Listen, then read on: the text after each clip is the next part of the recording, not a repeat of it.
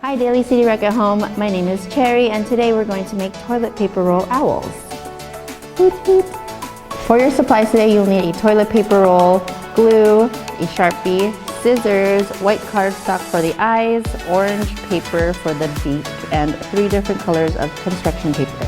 So first take your toilet paper roll and for the top part you're going to make the ears by making a crease. So flatten it and then try to tuck in one side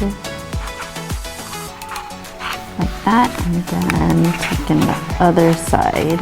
Next you're going to undo your creases and then measure the toilet paper roll onto the construction paper and you're going to cut it so you can wrap the roll. Now you're going to take your glue and then glue your construction paper onto your roll.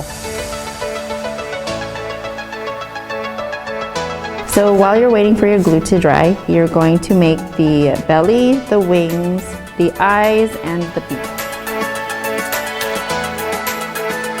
Now you're going to crease your ears and then glue all the parts to your owl.